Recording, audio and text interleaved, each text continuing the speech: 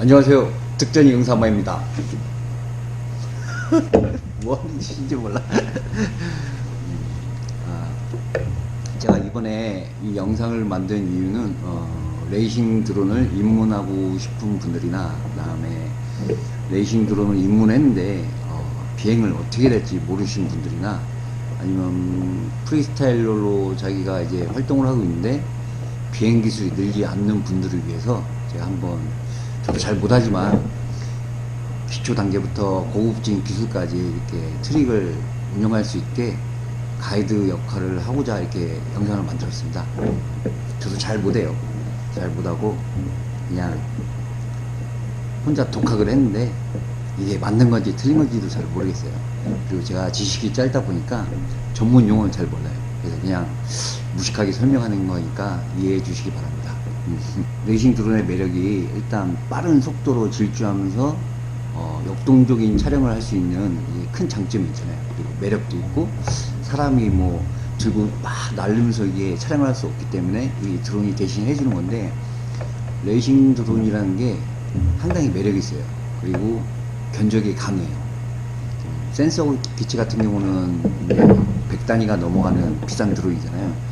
네, 그런 드론으로 이렇게 일종의 장애물이나 이런 걸 회피해가면서 촬영하기가 상당히 부담스럽잖아요. 근데 이 레이싱 드론 같은 경우는 그런 부담이 좀 적습니다. 그리고 뭐 견적이 강하다고 할 정도로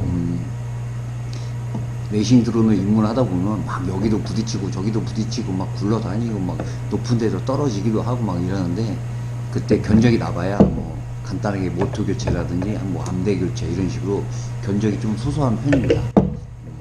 그리고 언제 어디서든 자기가 가방 하나만 매 다니면은 언제 어디서든 뭐 장소에 구애받지 않고 여기 촬영하고 싶다 싶으면 바로 기체판에서 그걸 쓰고 비행하면은 이제 언제 어디서든 이렇게 촬영할 수 있는 그런 매력적인 포인트가 있겠습니다. 뭐 왕구 드론이나 이런 센서 드론을 통해서 자기가 호버링 정도는 다 입문했을 거라 생각한 판단하에 직진부터 설명하겠습니다. 레이싱 기체는 여기에 이제 뭐 기자기가 있는데 기압계랑 뭐 GPS도 달 수도 있지만 자기 이 기체가 기울기를 이렇게 제한하는 게 있습니다. 그런데 레이싱 기체는 그런 거를 유존해서 사용하게 되면은 역동적으로 촬영을 하는데 제한 사항이 많습니다. 그래서 다들 아크로 모드로 이렇게 입문을 하는데 아크로 모드가 별거 없습니다. 얘가 이렇게 기울어서 가는 거를 그냥 넘어갈 수 있게 이렇게 자유자재로 조정할 수 있게 하는 게 아크로 모드인데, 일단 중요한 게 스로틀이 뭐 좌측이냐 오른쪽이냐에 따라 모두 1, 2 이렇게 나눠지지만, 아크로 모드로 할 경우에는 스로틀이란 게 우리 통상 입문했을 때는 스로틀이 올리면 기체가 상승 하강 이렇게 돼 있잖아요. 근데 아크로 모드로 할 경우에는 스로틀이 상승 하강이 아니라 전진이라고 생각하시면 돼요. 자, 이렇게 기체가 있어요. 그러면 스로틀을 올리면은 이렇게 상승을 하면서 피치를 이제 앞으로 밀면 이렇게 기체가 기울잖아요. 그럼 이 상태에서 스로틀 올리면 이 속도로 계속 전진을 하는 겁니다. 그래서 레이싱 드론 같은 경우는 카메라가 이렇게 위에 하늘을 지켜보고 있는 이유가 그겁니다. 바로 기울어서 보는 시점이 정면이기 때문에 이 상태로 이렇게 계속 전진하는 원리이기 때문에 이렇게 카메라를 위에다 이렇게 하늘을 좀 쳐다보고 있는 겁니다. 카메라가 높으면 높을수록 더 이렇게 쓰겠죠. 그러면 어떻게 더 속도가 빨라질 수밖에 없습니다. 그래서 처음 입문할 때는 카메라를 많이 올리지 마세요. 그냥 15도, 25도 뭐 그 사이로 이렇게 놓고 입문하시는 게 좋을 겁니다. 그리고 레이싱 드론 입문하시는 분들이 가장 고민하시는 게 내가 저걸 어떻게 만들어, 내가 저걸 어떻게 해, 막 이렇게 고민하시는 분들이 있을 거예요. 뭐 납땜도 해야 되고 막 해야 되는데 어렵지 않아요. 저도 혼자 이제 독학해서 했지만 좀 어려운 건 없었던 것 같아요.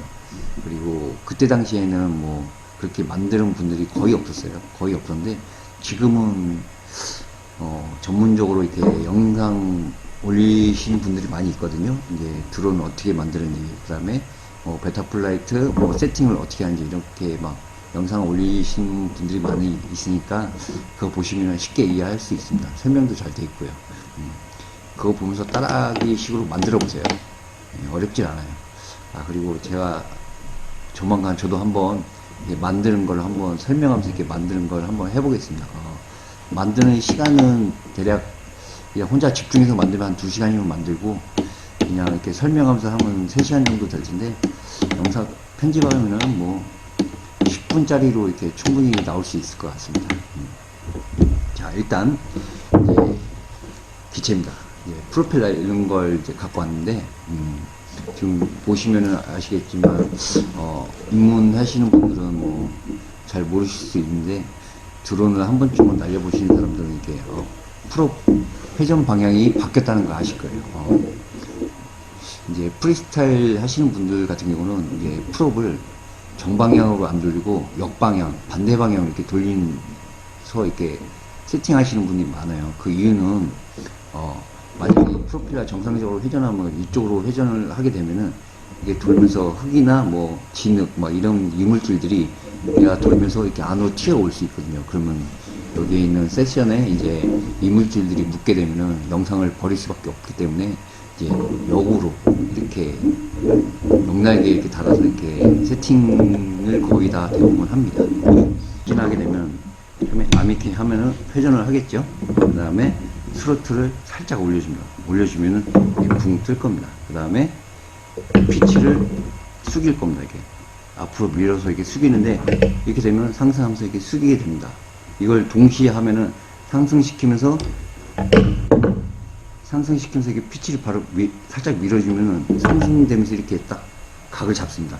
그러면 이 상태에서 스로틀 살짝 또 올려주면 이제 속도가 붙게 됩니다. 이제 이 속도가 이제 일정하게 가야 됩니다. 직진을 하려면 일정하게 이렇게 스로틀을 한번 올려주면 이게 쑥 합니다. 그때 이제 내가 땅에 내려가거나 아니면 땅 상승을 한다거나 이거를 잡아주는 게 제일 우선 급선무인데, 얘가 레이싱 드론의 이제 가장 큰 결정적인 이제 요소가 생기게 되는데, 이게 고수로 가느냐 아니면 그냥 계속 초보 단계로 머무느냐는 바로 요 직진에서 나옵니다.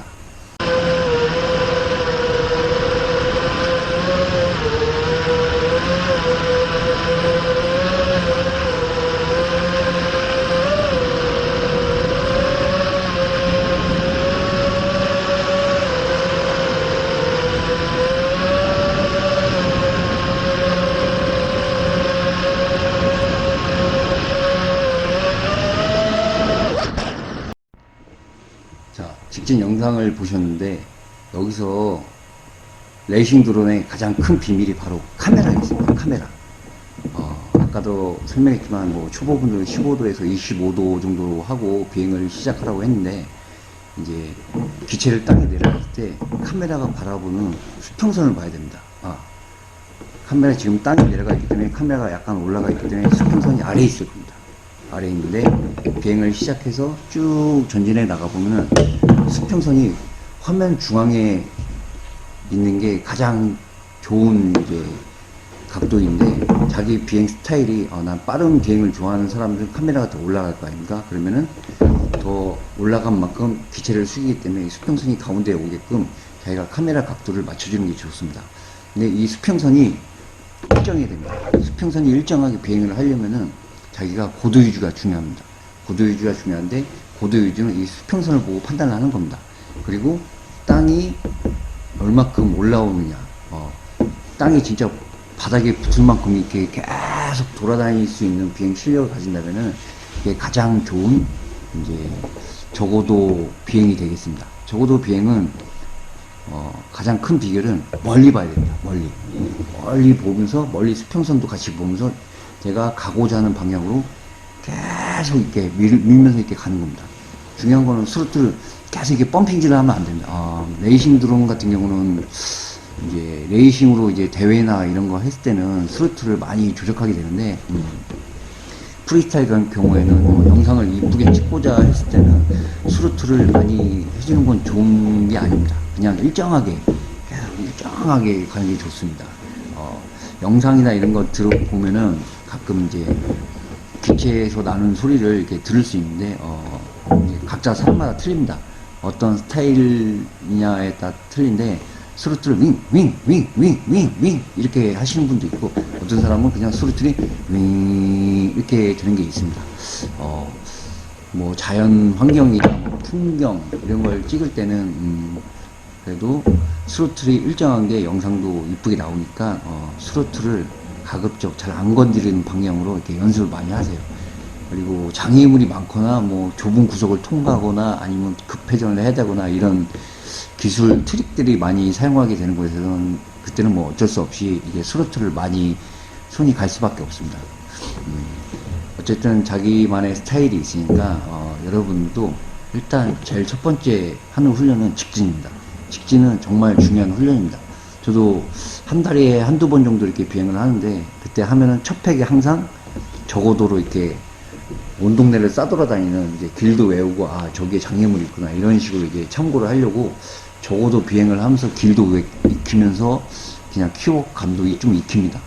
그게 바로 제일 중요한 게 적어도 직진, 그냥 싸돌아다니는 비행 훈련을 하면 되겠습니다. 이때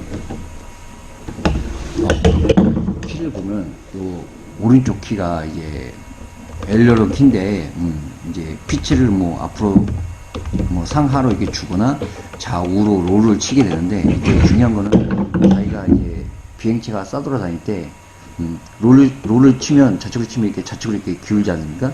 기우면은 돌 때 이 스로틀에 키 있는 요를 이제 같이 주는 겁니다. 근데 회전하는 게 중요한 건 뭐냐면, 회전할 때 요 키, 얘를 먼저 키를 치고 이렇게 비행체가 이렇게 가다가 이렇게 돌지 않습니까? 도는데 이렇게 쫙 멀리 동선이 커질 겁니다. 그렇기 때문에 항상 먼저 할 거는 얘가 우선순위가 아닌 얘를 먼저 쳐서 비치를 기울게 한 다음에 얘 요 키로 이렇게 보정을 한다는 생각으로 이렇게 회전하는 걸 또 연습을 해야 됩니다. 같이 싸돌아다닐 때. 그래서 항상 내가 스로틀을 올려서 직진해서 나갈 때 멀리 보고 먼 장소에 있는 수평선을 보면서 수평선이 일정하구나. 그럼 그 일정한 수평선을 계속 유지를 하면서 멀리 보면서 이렇게 비행을 쭉 해나가면 되겠습니다. 적어도 이렇게 비행을 잘하면 나중에 이제 제가 좀 잘하는 특기인데, 적어도 스키 타듯이 이렇게 랜딩도 하고 멀리 보기도 하는데 그런 트릭도 익힐 수 있으니까 적어도 비행이 제일 중요합니다. 그 다음에 수평선을 보는 거. 수평선이 정말 중요해요. 꼭 항상 비행할 때 멀리 보면서 이렇게 수평선을 보면서 멀리 보면서 저고도로 이렇게 비행하는 거를 자주 하세요. 자주 하면은 그 한 만큼 실력이 급상승될 겁니다.